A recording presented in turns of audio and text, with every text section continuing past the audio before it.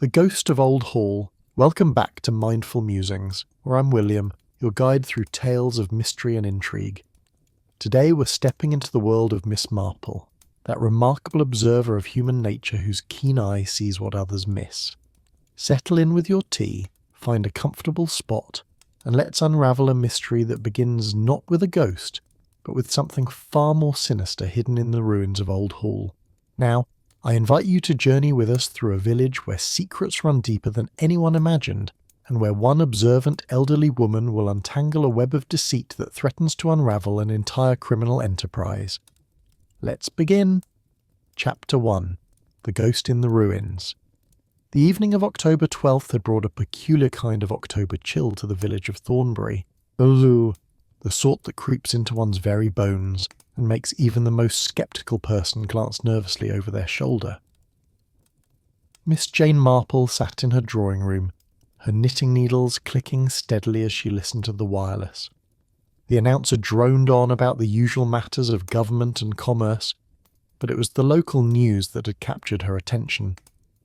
Strange occurrences, the broadcaster had said, at the ruins of Old Hall, abandoned these past 30 years. Villagers reported seeing a ghostly figure, hearing inexplicable sounds, and witnessing peculiar lights among the crumbling stones. The wireless presenter had employed a tone of barely concealed scepticism, which made Miss Marple smile.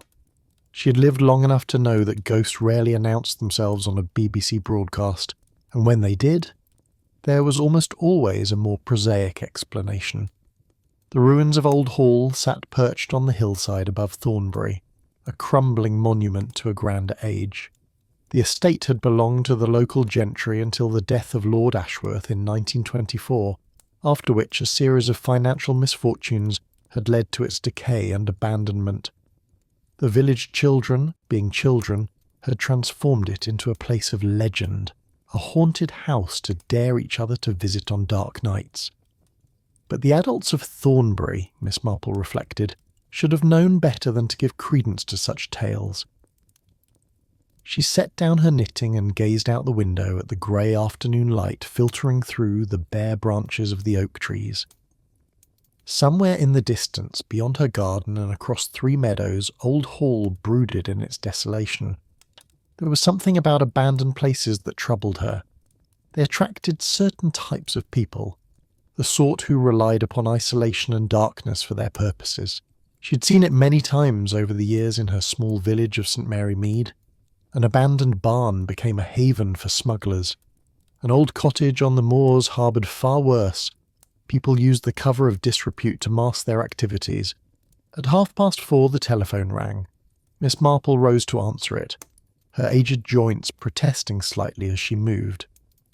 "Miss Marple, this is Constable Peters from the Thornbury Constabulary," came the voice of a young man, slightly nervous and trying to maintain official composure.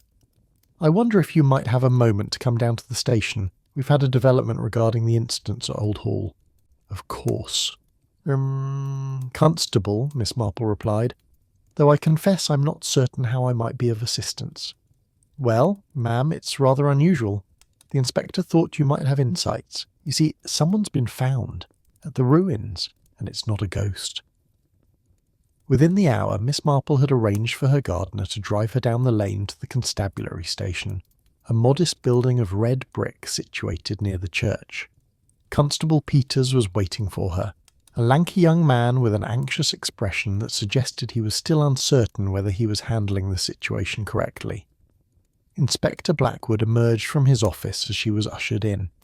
He was a man of perhaps 60, with the weathered face of someone who had spent decades dealing with the peculiar crimes that plagued small villages. Miss Marple had met him several times over the years, and they had developed a mutual respect, though neither would have characterized their relationship as anything approaching friendship. "Miss Marple, thank you for coming," Inspector Blackwood said, gesturing toward his office. "I hope you'll forgive the imposition, but your reputation precedes you. 3 murders in St. Mary Mead, and each solved with what I can only describe as remarkable insight." "You are kind to say so, Inspector," Miss Marple replied, settling into the chair he offered. "Though I suspect most of what people attribute to insight is merely the ability to see that human nature follows certain patterns. The village may change, the circumstances may vary, but people remain largely the same. Quite so, the inspector said. He placed a photograph on the desk between them. It showed a body found that morning among the ruins of Old Hall, slumped against what appeared to be a stone wall. But it was not the body itself that caught Miss Marple's attention, nor the tattered remains of clothing that suggested the corpse had been there for some days. It was the suit of armour that partially covered the body, its metal gleaming despite decades of disuse. The armour was incomplete, more decorative than functional, the sort of thing that had hung in the great hall of estates like Old Hall as a nod to their ancient heritage. The body has been identified as a local man named Thomas Wickham, Inspector Blackwood continued. Age 38, worked as a poacher and occasional labourer. Not the sort of person one would expect to find dressed in such formal attire. Miss Marple examined the photograph more closely. The armour is from Old Hall itself, is it not? I seem to recall that Lord Ashworth had quite a collection of such pieces. We believe so, the inspector confirmed. It would seem that someone placed him there, perhaps as some sort of elaborate ruse. The villagers have been speaking of a ghost, you see, of seeing it moving among the ruins. We initially dismissed such reports as nonsense, the product of overactive imaginations. But this morning a group of children ventured too close to the ruins and found something that frightened them, even more than any ghost would have. They found the body. And the suit of armour? Miss Marple asked. Was it placed upon him after his death? Do you suppose? The medical examiner suggests he had been dead for approximately 5 to 7 days, Inspector Blackwood said. The armour appears to have been positioned around him afterward, though we're still examining the scene. It's all rather curious, as if someone wanted the body to be found, but only after a certain period of time had passed. Miss Marple considered this. Tell me, Inspector, what was the cause of death? A blow to the back of the skull, delivered with considerable force. The weapon appears to have been something heavy and blunt. We found traces of blood on a stone in the vicinity, but no other evidence at the scene. And Thomas Wickham, Miss Marple said, what manner of man was he? Beyond his profession as a poacher, I mean, what were his associations? The inspector leaned back in his chair, a look of frustration crossing his features. That's where it becomes complicated. Wickham was the sort of man who made a living doing unpleasant work for various people in the area.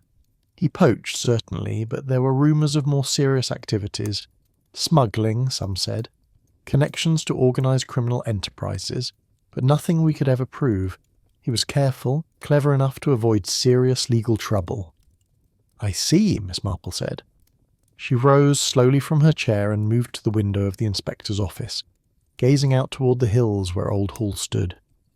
I don't suppose I might visit the site of the discovery. It might prove instructive to observe the setting in person. Inspector Blackwood agreed, and within another hour Miss Marple found herself standing among the crumbling stones of Old Hall, the cold October wind whipping around her ankles. The ruins were more extensive than she had anticipated, the remains of a substantial building spread across a considerable area. Stone walls rose to varying heights, some still boasting windows, others merely suggesting where rooms had once existed. In the centre of the site lay a small courtyard, and it was here that Thomas Wickham's body had been found. She moved carefully across the uneven ground, her cane tapping softly against the stone. Constable Peters and another officer followed her at a respectful distance, allowing her to examine the scene without interruption. The spot where the body had been discovered was marked by a chalk outline on the ground, and the nearby stone that had borne the traces of blood was still being catalogued by the constables. What struck Miss Marple most forcefully was the intentionality of the placement. Someone had taken great trouble to position the body within the ruins, to dress it in the armour, to arrange the scene in a manner that invited questions. This was not the work of someone acting in the heat of passion, she reflected. This was calculated, deliberate, the work of a mind that had thought through the consequences of its actions. She knelt with some difficulty among the stones, ignoring the concerned murmur from Constable Peters, and examined the area more closely. There, caught among the rubble, were small fragments of what appeared to be cloth from a coat, slightly charred along the edges as though they had been singed by heat. She pointed these out to the inspector, who carefully collected them for examination. "It would appear," Miss Marple said as she regained her feet, "that someone may have attempted to burn portions of the victim's clothing. The ruins, being largely open to the elements, would offer little protection for such an endeavour. Yet someone took the trouble to stage it here." "Why would anyone do such a thing?" Inspector Blackwood asked. "To destroy evidence, perhaps," Miss Marple replied, "or to send a message. When a crime is committed with such apparent deliberation, when the perpetrator takes time to arrange and rearrange the scene, one must ask oneself what purpose such arrangement serves." As darkness began to fall over the ruins of Old Hall, Miss Marple turned to look back at the village below, its lights beginning to twinkle in the gathering gloom. Somewhere down there, she reflected, a murderer walked free, secure in the belief that the village would be satisfied with the explanations offered, that the mystery would be attributed to the supernatural rather than to human malice. But Miss Marple had long ago learned that the supernatural rarely explained anything in human affairs. It was human nature itself that held all the mysteries one required, and it was far more complex and terrible than any ghost could ever be. Chapter 2. The Fire in the Smithy. The following morning brought clear skies and a frost that outlined every blade of grass with delicate crystals of ice. Miss Marple sat at her breakfast table, perusing the local newspaper which had already begun to speculate wildly about the discovery at Old Hall. The headline screamed mystery death at haunted ruin, and the article beneath it wove together fact and fancy in equal measure. She set the paper aside with a sigh and attended instead to her correspondence. There was a letter from her nephew Raymond, a brief note from the vicar about an upcoming church social, and a rather intriguing request from Inspector Blackwood himself, asking if she might observe the constable's initial investigation more closely. She was writing her response when her housekeeper, Mrs. Pritchard, appeared at the doorway with an unusual visitor. "Miss Marple, Mr. Ashworth has called," Mrs. Pritchard announced, and stepping aside to reveal a man of perhaps 40, with the bearing and the slightly worn appearance of one who had once enjoyed considerable privilege. This was James Ashworth, the last surviving member of the family that had once owned Old Hall. He had returned to Thornbury only recently, after decades of living abroad, to settle some matters regarding the remaining portion of the estate. "Mr. Ashworth, how pleasant," Miss Marple said, rising to greet him. "Please, do sit. Mrs. Pritchard, might you bring some tea, and perhaps some of those biscuits you made yesterday?" James Ashworth settled into the chair across from her with an air of barely suppressed agitation. His hands, Miss Marple noted, trembled slightly as he accepted the tea Mrs. Pritchard brought, and there was a tension in his jaw that spoke of stress and sleeplessness. "I heard about the body found at Old Hall," he said without preamble. "Thomas Wickham, they're saying. The poacher. I wanted to come speak with you because I believe you have a reputation in these matters. The police seem quite baffled, but you have solved murders before." "Sir, haven't you?" "I have observed circumstances that others have sometimes found illuminating," Miss Marple said carefully, "though I wouldn't presume to claim any special talent. Tell me, Mr. Ashworth, what is your concern regarding this matter? Surely the death of Thomas Wickham has little to do with you, unpleasant as it may be." James Ashworth's expression became even more troubled. "You see, that's just it.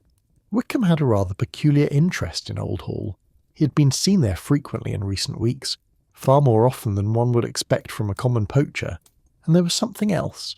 My solicitors informed me that there had been various occurrences at the ruins that they couldn't quite explain. Items going missing from the remaining structures, sounds at odd hours, that sort of thing. I initially assumed it was merely vandals or the village children playing pranks, but, Miss Marple prompted, "but I'm beginning to wonder if something more sinister was occurring there. Wickham may have stumbled upon whatever it was, and perhaps paid the ultimate price for his discovery." Miss Marple set down her teacup and regarded Mr. Ashworth intently. There was something in his words that suggested knowledge beyond what he was directly stating, a certain careful quality to his phrasing that indicated he was holding back information. "Mr. Ashworth," she said gently, "I sense that you have something else you wish to tell me, but perhaps you're uncertain whether you should do so. Might I observe that keeping silent in a matter of murder is rarely advisable? The truth, whatever its complications, is usually preferable to the complications that arise from deception." James Ashworth stood and moved to the window, staring out at the frost-covered garden beyond. When he spoke again, his voice was quieter, more measured. "3 weeks ago, I received a visit from a man I had never seen before. He represented himself as a historian interested in documenting the remains of Old Hall. He offered me a substantial sum for the right to conduct excavations and studies of the site. I refused, of course. The ruins are part of the family legacy, regardless of how they may have fallen into disrepair, and I have no wish to see them further disturbed." "A historian, you say?" Miss Marple asked. "Had you ever heard of this man before? What was his name?" "He called himself Professor Whitmore, though I have since contacted the university and found no one by that name in their academic registers. He was American, with an accent that suggested education and breeding. He carried a camera, ostensibly to document the architectural features of Old Hall, but there was something about the entire enterprise that felt deceptive." This information was precisely the sort that Miss Marple found most useful. She rose and placed a hand on Mr. Ashworth's shoulder. "I think it would be advisable if you were to provide Inspector Blackwood with a detailed description of this man. Can you recall what he looked like?" "Tall," Mr. Ashworth said, "perhaps 6 feet or slightly more. American accent, as I mentioned. He had grey hair, was probably in his early 60s. And he carried himself with a certain confidence that suggested he was accustomed to getting his way." After Mr. Ashworth had departed, Miss Marple sat for a long time in contemplation. The pieces were beginning to form a pattern, though not yet one complete enough to be fully comprehended. A poacher found dead at Old Hall, dressed in armour, bearing evidence of attempted burning. A mysterious American purporting to be a historian, attempting to gain access to the ruins. And now, most intriguingly, the information that there had been disturbances at Old Hall, the removal of items, the strange sounds that the village had attributed to ghosts. It was the sounds that drew her attention most particularly, the sounds that the villagers had reported, the clanking and metallic noises that echoed across the hillside, had been dismissed as part of the supernatural phenomenon. But if those sounds had a mundane explanation, what might it be? It was this question that prompted Miss Marple to don her coat and hat that afternoon and walk slowly down the main road of Thornbury toward the blacksmith's shop. The blacksmith, a man named Henry Caldwell who had practiced his trade in Thornbury for over 30 years, was a person of considerable importance in any village. Not only did he maintain the practical tools and implements that the community required, but he was also a source of gossip and information. A blacksmith saw everyone, knew everyone's business, and was often the last person suspected of any wrongdoing, simply because he was such a fixture of village life. Henry Caldwell was working at his forge when Miss Marple entered his shop, his great muscled arms gleaming with sweat despite the autumn chill. He looked up from his work as she appeared, straightening his broad back with evident effort. "Miss Marple," he said, his voice warm, "what brings you to my humble shop? Surely nothing is broken in that neat garden of yours?" "Nothing at all, Mr. Caldwell," Miss Marple replied, "though I confess I was driven by curiosity rather than necessity. I've been meaning to call and check on how you're managing since your son went away to the city." They exchanged pleasantries for several minutes, the sort of conversation that forms the substance of village life, inquiries about health, mutual acquaintances, and the general state of affairs. But as she spoke, Miss Marple allowed her eyes to wander around the blacksmith's shop. It was here that she noticed something interesting. The forge, which would normally be allowed to cool and rest during the evening hours, bore signs of having been used well into the night. There were fresh ashes in the pit, and the smell of hot metal lingered in the air despite it being morning. "You've been working late, I see," she observed casually. "Some important commission, I wonder?" Henry Caldwell's eyes flickered away from hers for just a moment, and a faint flush spread across his weathered features. "A custom piece," he said after a pause. "An old client requested something specific. Nothing of particular importance, you understand. Just something that needed to be done." But Miss Marple did understand, and what she understood was that Henry Caldwell was not being entirely forthcoming. The blacksmith was an honest man by reputation, hard-working and reliable.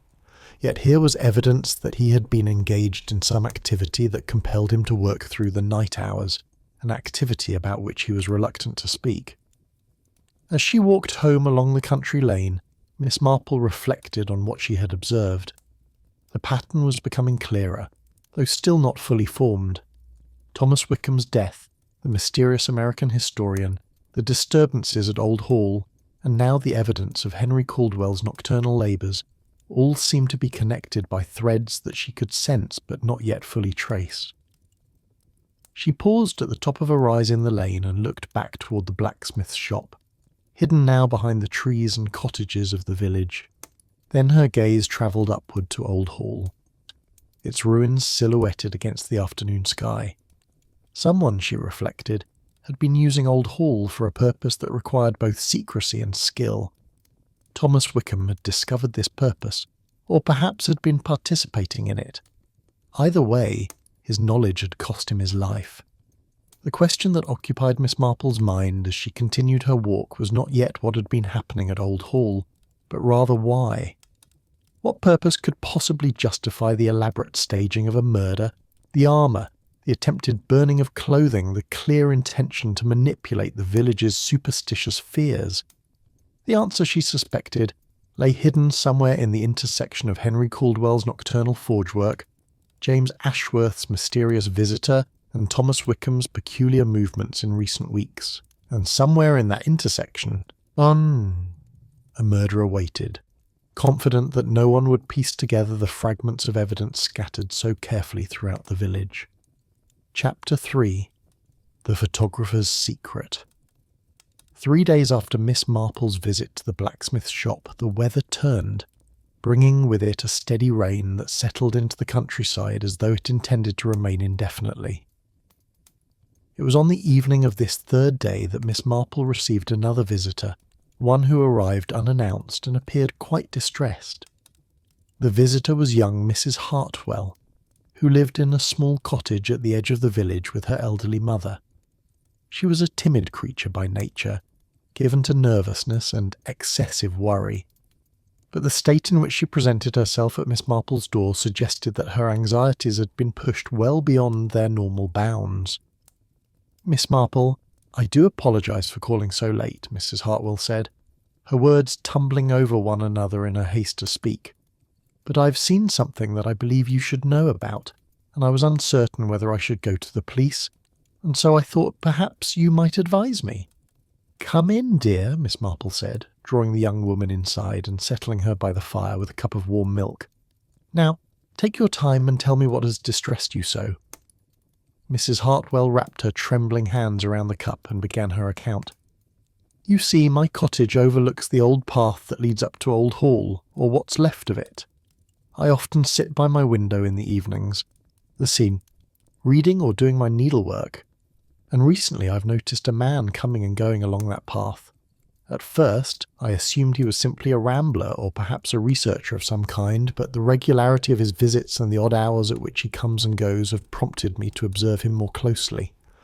"And this man," Miss Marple prompted, "did you recognise him?"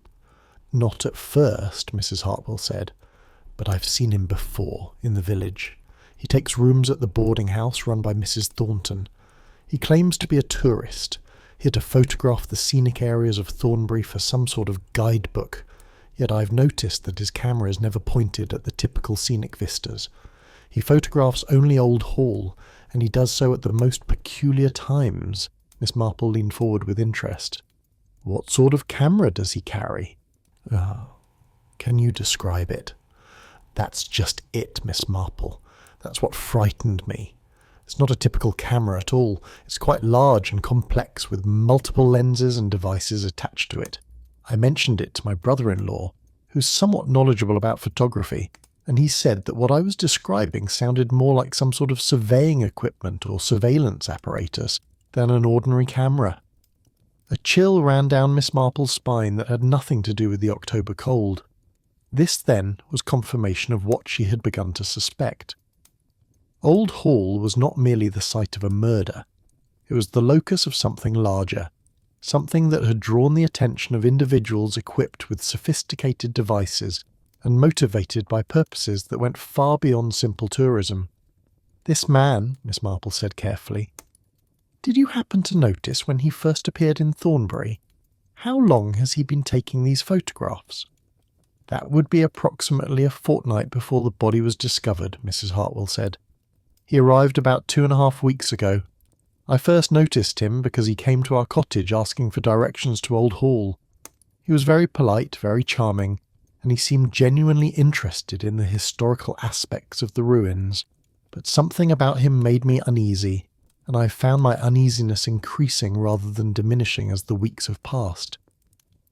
After Mrs. Hartwell had left, Miss Marple sat by her fire for a considerable time, her knitting needles still, her mind working rapidly through the implications of what she'd learned.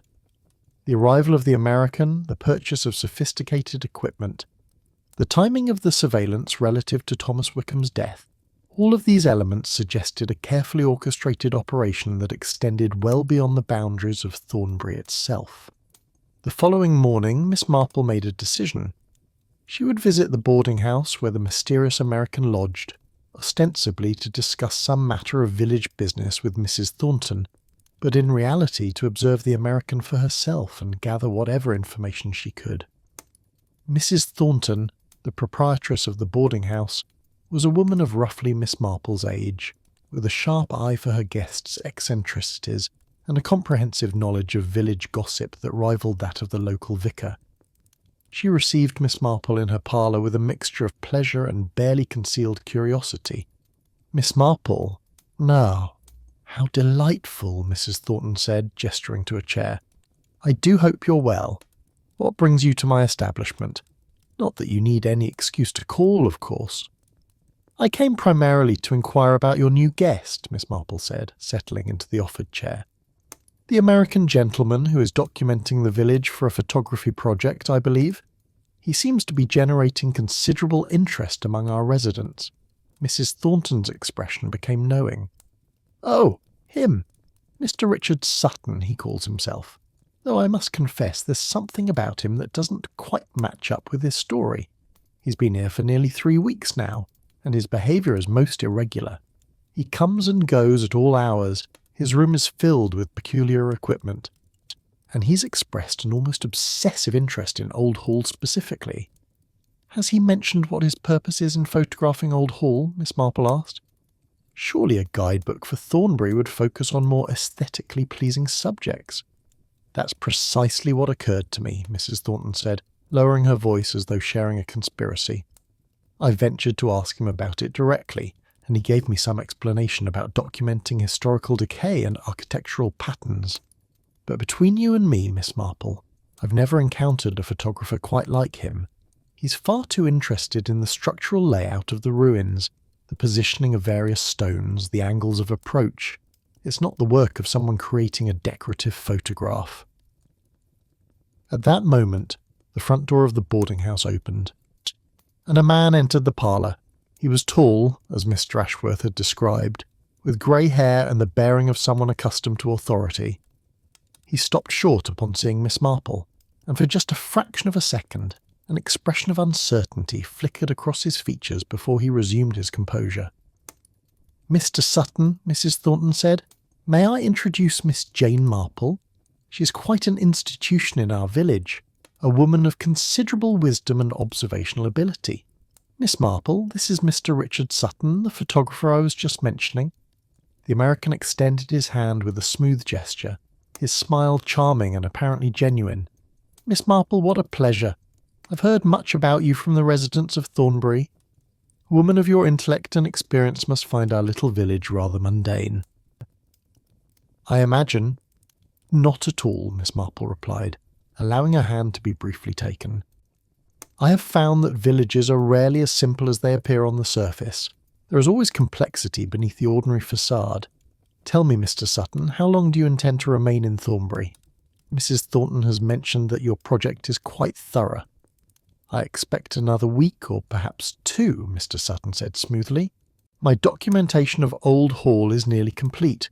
Once I've gathered the final measurements and photographic data, I shall be departing for London. Something in the way he said measurements, rather than photographs, suggested to Miss Marple that this man was exactly what she suspected. The equipment that Mrs. Hartwell had described was not a camera for artistic purposes, but rather a surveillance device. Lame, possibly designed to map the ruins for some specific criminal purpose. After Mr. Sutton had departed to his room, and Mrs. Thornton had excused herself to attend to household matters, Miss Marple sat alone in the parlour, her mind racing. The connections were becoming clearer, though not yet fully transparent. Thomas Wickham had been engaged in some activity at Old Hall, an activity that had drawn the attention of an organised criminal enterprise, represented by this man who claimed to be an American photographer. The blacksmith, Henry Caldwell, had been engaged in nocturnal work that suggested he was manufacturing something of importance. And somewhere in this web of activity, James Ashworth had been drawn in, his family property becoming the unwitting focus of illegal operations. But what were those operations? What was being done at Old Hall that warranted such elaborate surveillance, such careful planning, and ultimately such a brutal murder? The answer, Miss Marple suspected, lay in the nature of the items that had been removed from Old Hall in recent weeks. Items that James Ashworth had mentioned to her, but about which he seemed to know very little. Items that were being manufactured, modified, or prepared for transportation by a blacksmith working through the night hours. As she walked home through the rain-dampened afternoon, Miss Marple formulated a plan. She would need to speak with Henry Caldwell again, this time with more direct questions, and she would need to contact Inspector Blackwood to provide him with the information she had gathered and to suggest lines of investigation that the police might not have considered.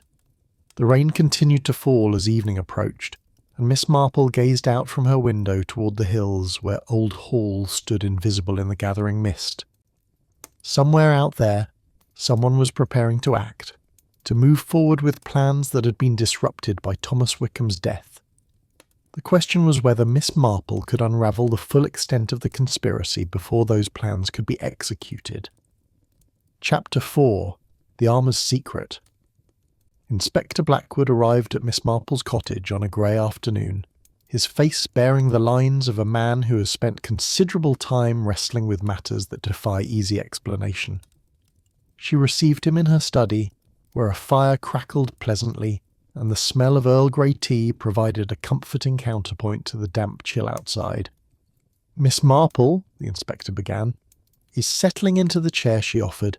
I have come because I find myself at an impasse. The evidence surrounding Thomas Wickham's death remains frustratingly ambiguous.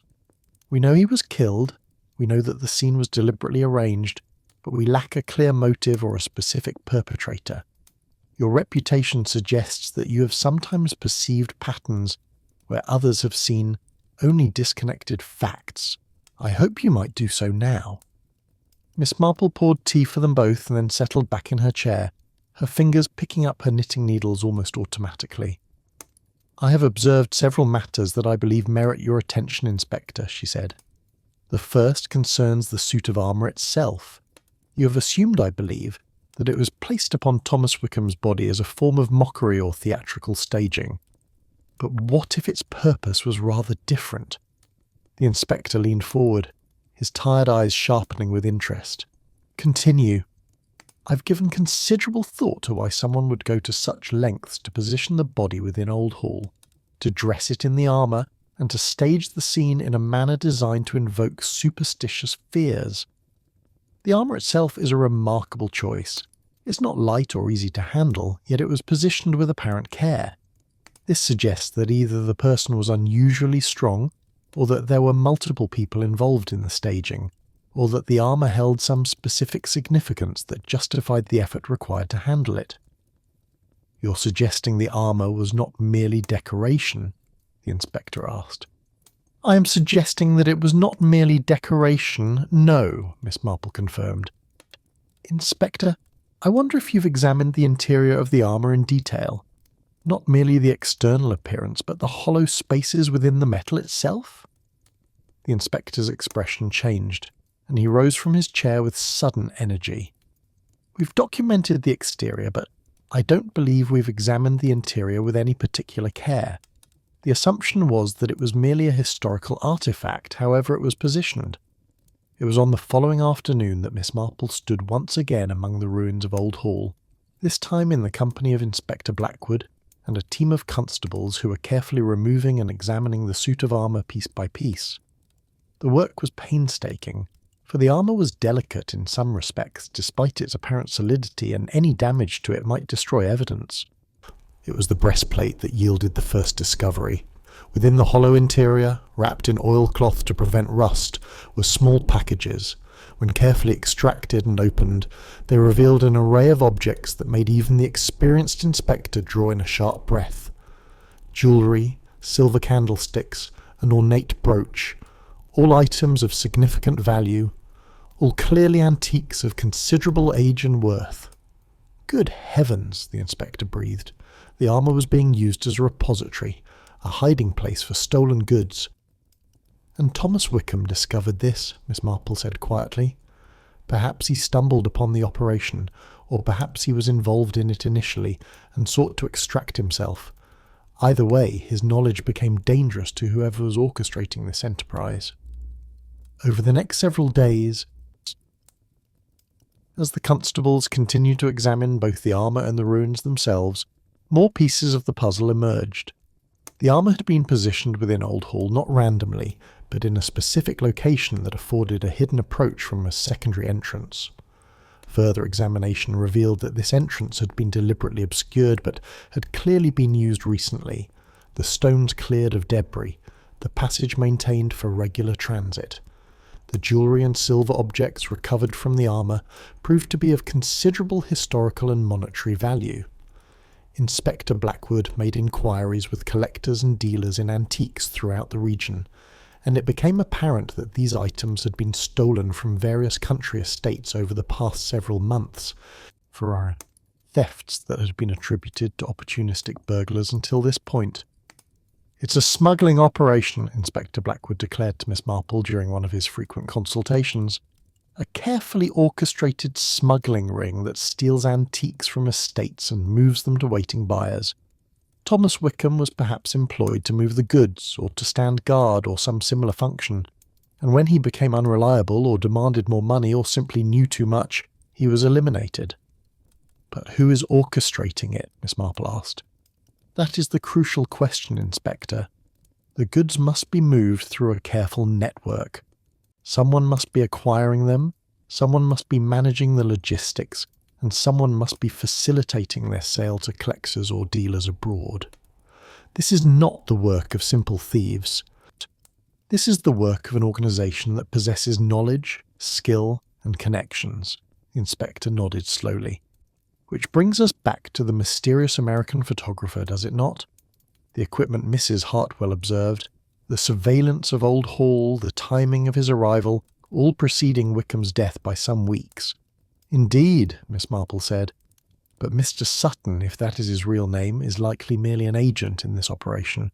Someone is directing him, instructing him, providing him with resources. The question is whether that someone is local to Thornbury or operating from a distance." It was this conversation that prompted Inspector Blackwood to place Mr. Richard Sutton under discreet observation. Constables were stationed at the boarding house, and his movements through the village were carefully documented. But it was Miss Marple herself who made the most significant observation when she happened to notice that Henry Caldwell, the blacksmith, had begun meeting Mr. Sutton in the evenings near the old stone bridge that crossed the river at the edge of the village. "The blacksmith is involved," Miss Marple informed the inspector with certainty.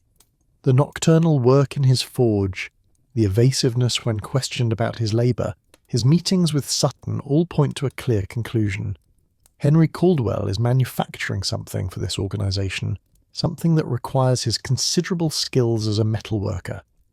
But what? The inspector asked. What could he be manufacturing that would be of use to an antique smuggling ring? It was a question that remained unanswered until Inspector Blackwood took the radical step of obtaining a warrant to examine Henry Caldwell's workshop. What they discovered was both ingenious and damning. Hidden beneath the innocent surface of the blacksmith's legitimate business was a sophisticated operation for creating false compartments, concealed spaces within furniture and other objects that could be used to transport contraband. More damning still was evidence that Caldwell had been manufacturing these compartments for use in antique furniture stolen from estates, pieces that could then be moved through normal commercial channels with their contraband hidden within their structure. The jewellery and silver recovered from the armour at Old Hall was merely the most obvious evidence of this trade. Caldwell had been engaged in transforming stolen antiques into mechanisms for transporting other contraband, creating a seamless criminal enterprise that moved goods between the theft locations and the final sales. When confronted with this evidence, Henry Caldwell's resolve crumbled. He revealed that he had been approached months earlier by a man claiming to represent an international antiques dealer, seeking to expand his business. The man had offered Caldwell a substantial sum to utilise his metalworking skills in a manner that he had been assured was perfectly legal, merely creating false bottoms in furniture for wealthy collectors who wished discreet storage spaces. I swear on my mother's grave, I didn't know what was really being transported, Caldwell insisted. It wasn't until much later that I understood the true nature of the operation.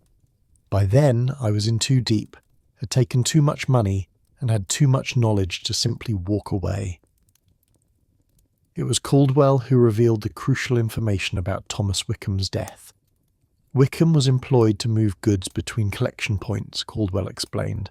He was strong, reliable in his way, and because of his reputation as a poacher, his movements through the countryside attracted little notice from authorities. But he became greedy. He began demanding more money, threatening to expose the operation unless his compensation was increased substantially. That's when Sutton took matters into his own hands.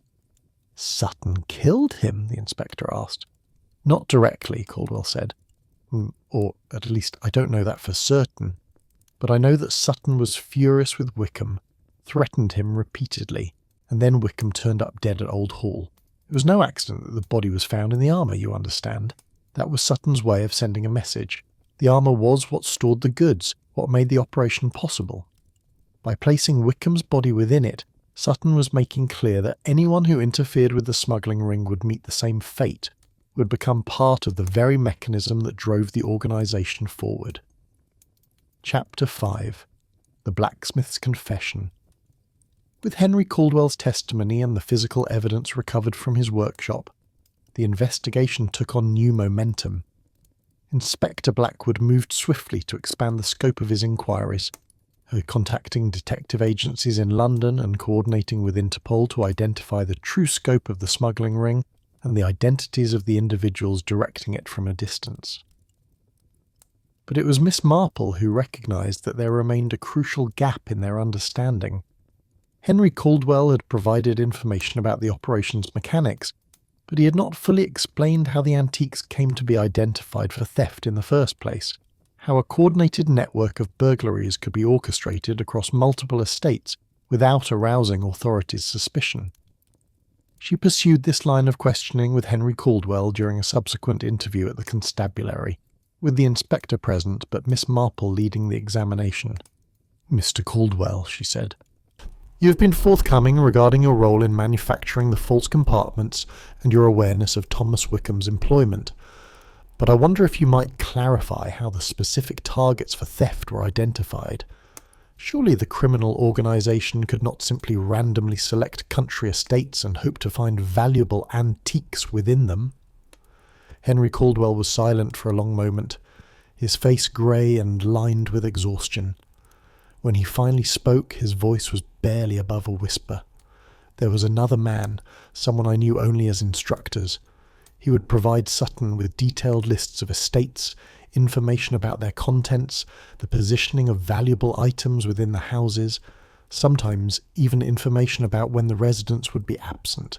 It was all very systematic, very professional.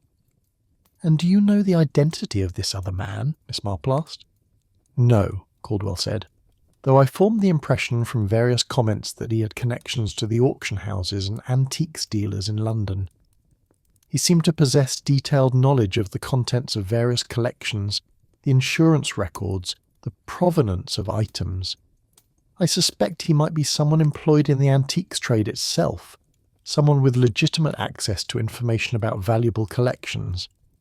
This revelation prompted a new avenue of investigation.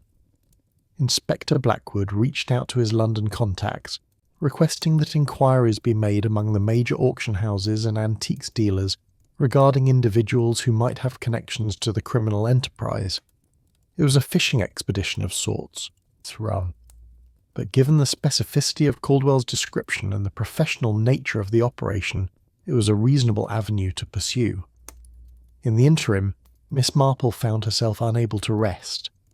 There was something about the case that troubled her, some element that did not quite align with the picture that was emerging from the investigation.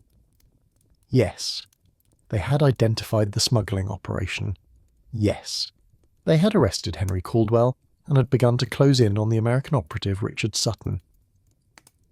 But the structure of the criminal enterprise suggested that there were other players yet undiscovered, and Thomas Wickham's death remained in some respects puzzling.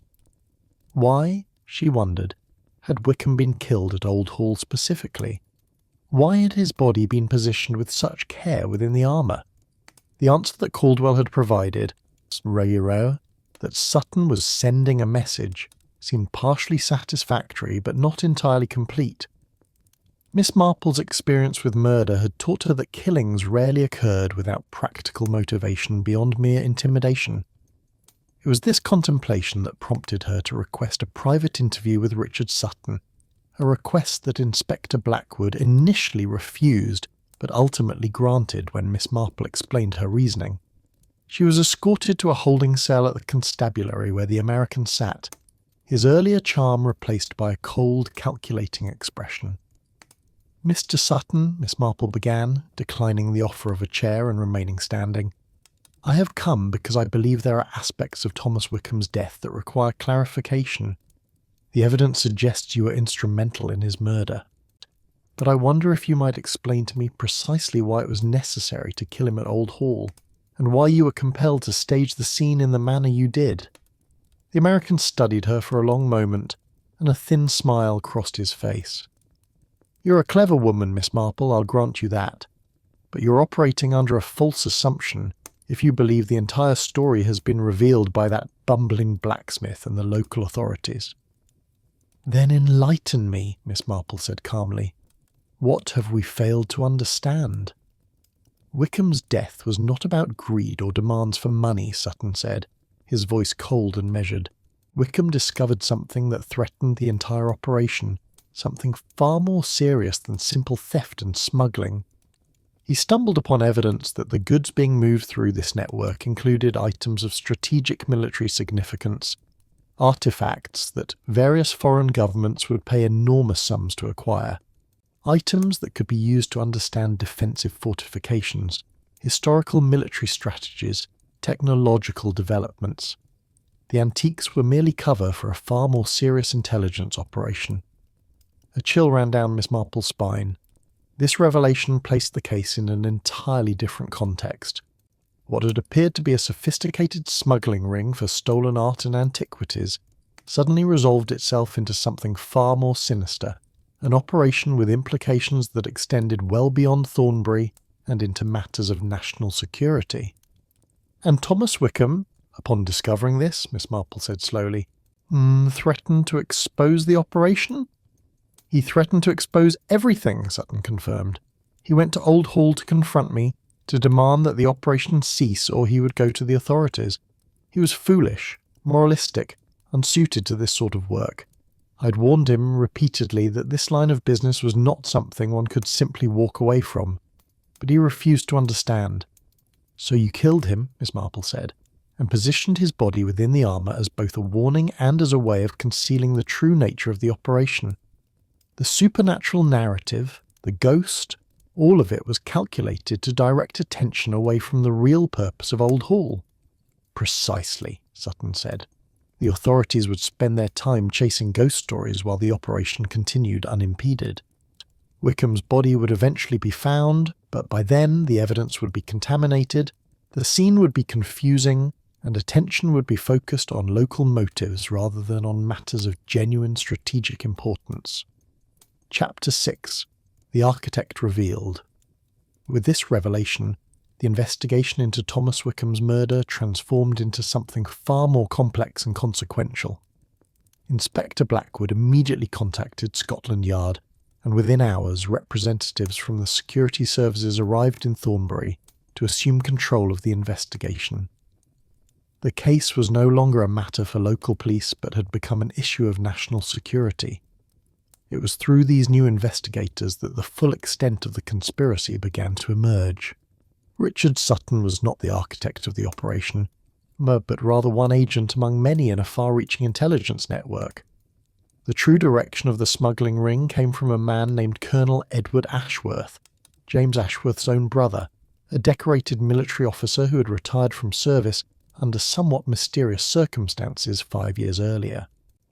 Colonel Ashworth had become involved in the operation not out of greed, Miss Marple came to understand, but out of a conviction that certain historical artefacts and documents were being lost to foreign powers, and that a private operation was necessary to preserve them for British interests.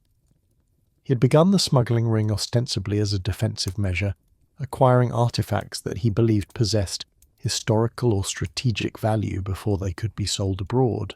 But as operations of this nature frequently did, what had begun as a noble purpose had gradually transformed into something more questionable. The line between acquiring artefacts for preservation and engaging in systematic theft became increasingly blurred. The involvement of foreign intelligence agencies seeking to purchase information hidden within these artefacts blurred it further still. It was James Ashworth himself who ultimately provided the key evidence to unravel the entire operation. When he learned of his brother's involvement, he was devastated but cooperative with the authorities. He revealed that his brother had approached him weeks earlier, requesting permission to use Old Hall as a collection point for artefacts, a request James had refused on principle. The Colonel had not been pleased with this refusal, and there had been tension between the brothers. What James did not initially realise was that the Colonel had proceeded with the operation regardless of his brother's refusal. Old Hall had become the central hub of the smuggling ring, the armour serving as a sophisticated storage mechanism for both stolen artefacts and sensitive documents. Thomas Wickham had been employed precisely because of his knowledge of the countryside and his ability to move goods undetected through the rural landscape. When Wickham's conscience had begun to trouble him, when he had begun to threaten exposure, the operation had faced genuine jeopardy. Colonel Ashworth had authorised his elimination, delegating the task to his operative Richard Sutton. The staging at Old Hall, the positioning of the body within the armour, had been carefully planned to confuse local authorities and to suggest supernatural explanations that would distract from the true nature of the investigation. The interrogation of Colonel Ashworth by security service officials lasted for many hours. He maintained throughout that his motives had been patriotic, that he had been seeking to preserve British cultural heritage from exploitation by foreign powers, but the evidence increasingly suggested that commercial interests and personal profit had become at least as significant as any patriotic impulse. By the time the official investigation concluded, more than a dozen individuals had been arrested in connection with the smuggling ring, including several employees of major auction houses in London who had been providing intelligence about valuable collections and their locations. The operation had extended across England, Wales and Scotland, involving the theft of hundreds of artefacts over the preceding 18 months. It was this revelation that occupied Miss Marple's thoughts as she sat in her garden on a clear morning several weeks after the arrests. The case had been officially closed, the murder solved, the criminals apprehended. But she found herself reflecting on the philosophical implications of what had been revealed. Colonel Ashworth, by all accounts a patriotic man of principle, had allowed himself to gradually become corrupted by the very operation he had initiated. The line between defence and offence, between preservation and theft, had become so blurred that he could no longer perceive it. Thomas Wickham, a simple poacher and man of modest means, had possessed a moral clarity that Ashworth had lost. When confronted with the true nature of the operation, Wickham had determined to expose it regardless of the personal consequences. That determination had cost him his life, but it had also ultimately led to the dismantling of a criminal enterprise that might otherwise have continued for years.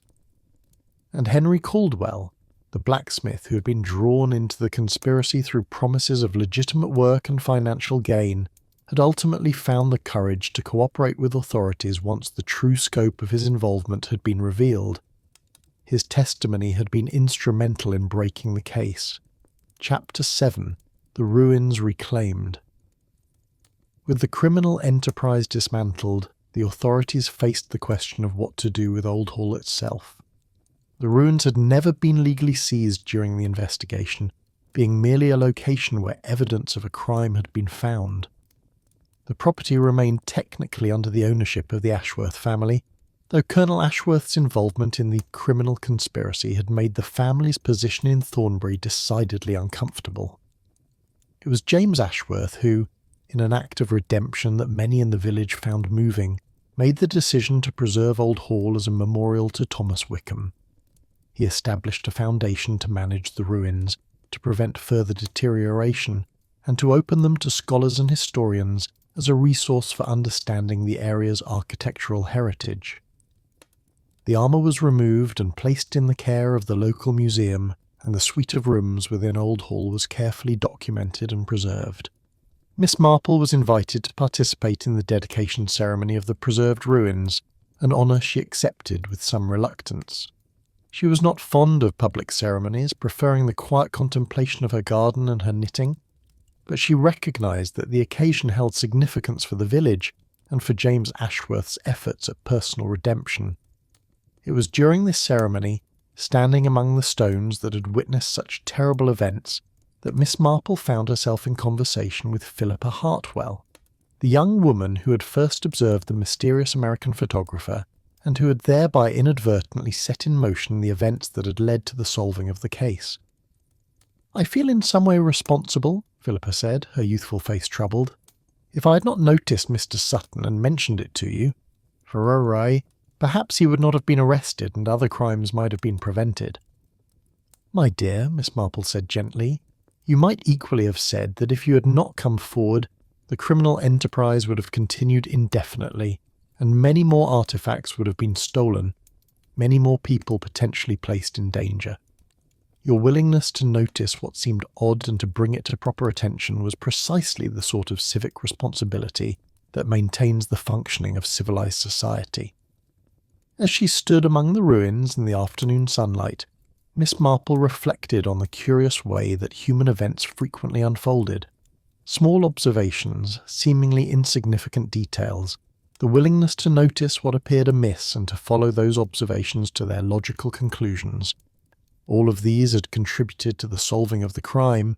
The murder of Thomas Wickham might have remained officially unsolved had it not been for a combination of her own observations, Mrs. Hartwell's attention to the mysterious photographer, Henry Caldwell's eventual cooperation with authorities, and James Ashworth's willingness to confront uncomfortable truths about his brother. The ruins themselves seemed to have reclaimed a kind of dignity in their preservation. No longer did they serve as a location for criminal conspiracy or as a focal point for village superstition. Instead, they had become a place of historical study and reflection, a tangible reminder of how the past extended into the present and how human actions carried consequences that rippled outward in ways their perpetrators could rarely fully anticipate. Chapter 8. Tunchinand. The Hidden Ledger. 3 months after the dedication of the preserved ruins, Inspector Blackwood appeared at Miss Marple's cottage with unexpected news. In the process of conducting a final audit of the evidence seized during the investigation, the constables had discovered a hidden ledger among Colonel Ashworth's personal effects, a ledger that detailed not only the criminal operation, but also information that suggested the colonel had been receiving payments from foreign intelligence agencies. The implications are quite serious, Inspector Blackwood explained, as he sat in Miss Marple's parlour, the ledger placed carefully on the table between them. What began as a patriotic operation had evolved into something far more sinister. The colonel was not merely preserving artefacts for Britain, he was selling sensitive information to representatives of foreign governments, information that had been hidden within the artefacts being smuggled. Miss Marple examined the ledger with interest, though she did not touch it. The handwriting was precise, methodical, the work of someone accustomed to maintaining accurate records. The entries showed regular payments, coded in a manner that had been deciphered by security service specialists. The amounts were substantial, suggesting that the colonel had been receiving compensation from at least 3 different foreign intelligence services. It appears, Miss Marple observed, that Colonel Ashworth had convinced himself that he was serving British interests, while simultaneously betraying them to the highest bidder. A common rationalisation, I suppose, for those who find themselves engaged in morally ambiguous enterprises. Quite so, the inspector agreed. The security services are now investigating the extent to which the colonel may have compromised sensitive military information. The implications for national defence are not insignificant. This revelation placed a new complexion on Thomas Wickham's death. His murder was no longer simply a matter of a criminal being silenced to prevent exposure of a smuggling ring. It had become an act of espionage, the elimination of a witness who might have revealed the colonel's involvement in intelligence operations that extended far beyond the borders of Great Britain. It was during this conversation that Miss Marple posed a question that had been troubling her since the full scope of the investigation had emerged. "Inspector," she said, "I wonder if you have considered the possibility that there may be other individuals involved in this operation whose identities have not yet been revealed? Colonel Ashworth could not have orchestrated such a complex enterprise single-handedly. There must have been partners, associates, individuals who facilitated the transfer of information to foreign governments." Inspector Blackwood's expression grew grave. "The security services are pursuing precisely that line of inquiry. What concerns them most is the possibility that individuals in positions of trust within British institutions may have been involved in facilitating these exchanges. The investigation is continuing at the highest levels of government." It was this conversation that prompted Miss Marple to review, in her own mind, all of the individuals who had featured in the investigation. Henry Caldwell, the blacksmith, had been primarily a tool in the hands of the conspiracy. Richard Sutton, the American operative, had been an agent of foreign powers. Colonel Ashworth had been the architect of the operation, the individual who had allowed patriotic purpose to evolve into treasonous activity. But there remained unexplained gaps in the narrative, loose threads that had not yet been woven into the larger tapestry. One such thread involved James Ashworth himself. Miss Marple had observed something in his demeanour during their conversations that suggested he knew more than he had directly revealed. It was not suspicion precisely, but rather the recognition that a man in his position, a man with access to family documents and archives, might possess information that he had not deemed sufficiently important to volunteer to the authorities. It was with these thoughts in mind that Miss Marple composed a carefully worded letter to James Ashworth, requesting his presence at her cottage for afternoon tea. When he arrived, she greeted him warmly, but observed him carefully as they settled into their customary chairs. "Mr. Ashworth," she began, dispensing with the usual pleasantries, "I've been reflecting on the investigation into your brother's activities, and I find myself troubled by certain aspects that remain unexplained. I wonder if you might assist me in understanding the full extent of what occurred." James Ashworth's face paled slightly, but he did not look away from her gaze. "I've told the authorities everything I know, Miss Marple. The discovery of my brother's involvement in intelligence operations has been as shocking to me as it has been to anyone in the village." "I do not doubt that you have revealed what you believe to be necessary," Miss Marple said carefully. "But I wonder if there might be information that you possessed but did not consider relevant to the official investigation. Family matters, perhaps, or historical context regarding your brother's activities that might have seemed insignificant in the larger context of criminal conspiracy." A long silence followed. James Ashworth rose and moved to the window, gazing out at Miss Marple's garden. When he finally spoke, his voice was quiet, almost broken. "My brother's involvement in intelligence operations did not begin with the smuggling ring," he said. "It began years earlier. When he was still in military service. He became involved with certain individuals who were conducting, let us call them private intelligence operations that operated outside of official channels." "I see," Miss Marple said. "And you were aware of this?" "I became aware of it gradually," James admitted. "My brother hinted at it, made certain references that suggested he was involved in work that was secret even by military standards. I should have reported it to authorities at the time. I should have sought to distance myself from him entirely. But he was my brother, Miss Marple, and I was unwilling to acknowledge the extent of his compromises until I was forced to do so." This revelation confirmed Miss Marple's suspicions. The investigation had revealed the tip of an iceberg, the most obvious elements of the conspiracy. But beneath the surface there existed a far more complex web of intelligence operations that might never be fully exposed to public scrutiny. Chapter 9. The Pattern Completed. As autumn gave way to winter, and the village of Thornbury began to settle into its accustomed rhythms, Miss Marple found herself reflecting increasingly on the nature of the case that had consumed so much of her attention.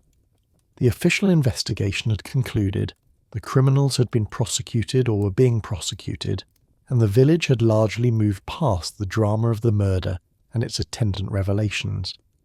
Yet Miss Marple understood that in many respects the truth had not been fully revealed and perhaps never would be. Intelligence operations, by their very nature, required secrecy. The full extent of Colonel Ashworth's betrayals, the identities of all those involved in facilitating the exchange of sensitive information, the precise nature of what had been compromised for the benefit of foreign powers, all of these remained shrouded in official secrecy that would likely persist for decades. What had been revealed, however, was the mechanism by which human beings could gradually allow themselves to become corrupted, to convince themselves that the compromises they made were justified by higher purposes. Colonel Ashworth had begun with what he believed to be patriotic motivations. He had ended as a traitor, selling his country's secrets to the highest bidder. The armour at Old Hall had ultimately served as a metaphor for the entire operation. On the surface, it was merely a historical artifact, decorative and quaint. Beneath the surface, it concealed mechanisms of theft and conspiracy. Thomas Wickham, in stumbling upon the truth about what the armour had been used to hide, had become a threat to the entire enterprise, and that threat had cost him his life. It was with these reflections that Miss Marple invited Inspector Blackwood for a final conversation regarding the case. He arrived on a cold December afternoon, bringing with him the official case file, now sealed with the conclusion of the primary investigation. "I wanted to ensure that you understood the full extent of what we had discovered," the inspector said, settling into his chair, "though I recognise that much must remain confidential for reasons of national security."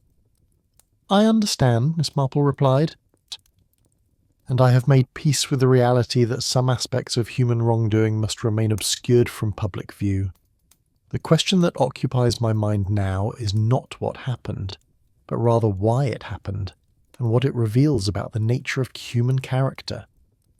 "And what conclusions have you reached?" the inspector asked.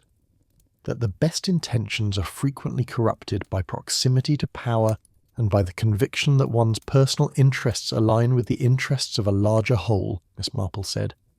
"Colonel Ashworth believed himself to be a patriot. He may even have begun with genuinely patriotic motivations. But as he became more deeply involved in covert operations, as he became accustomed to deception and to the world of international espionage, his moral compass gradually realigned itself. What had seemed clearly wrong at one point became merely questionable, then merely pragmatic, then ultimately justified in his own mind. A cautionary tale, then, the inspector observed. Always, Miss Marple agreed. The danger we face as a society is not primarily from the obviously wicked, the individuals who consciously choose to betray their country for personal gain. The danger comes from good people who gradually allow themselves to believe that the rules by which they have always lived need not apply to their particular circumstances. As the inspector departed, carrying with him the sealed file that represented the official conclusion of the investigation, Miss Marple returned to her garden despite the cold. The frost had transformed the late autumn flowers into crystalline sculptures, beautiful and fragile. She thought of Old Hall, its ruins now preserved and studied rather than feared. She thought of Thomas Wickham, whose death had ultimately exposed a conspiracy that might otherwise have continued indefinitely. She thought of Henry Caldwell and James Ashworth and the many other individuals who had been caught in the web of events that had begun with a murder and had spiralled outward to reveal far larger crimes. And she thought of the importance of noticing, of paying attention to the small details that seemed odd or out of place, of being willing to follow observations to their logical conclusions, even when those conclusions were disturbing or uncomfortable. Mrs. Hartwell had noticed the mysterious photographer and his unusual equipment. Miss Marple herself had noticed the blacksmith's nocturnal labours. Together, these small observations had unravelled a vast conspiracy.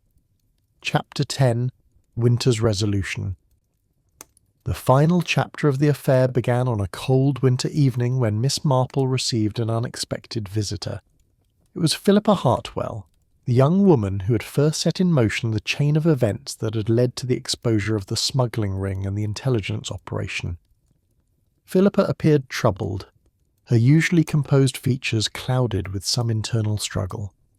"Miss Marple," she said as Miss Marple settled her by the fire, "I have come because I have received a communication that has disturbed me greatly. A letter from abroad from a woman claiming to be a representative of a foreign intelligence service that had been involved in Colonel Ashworth's operation."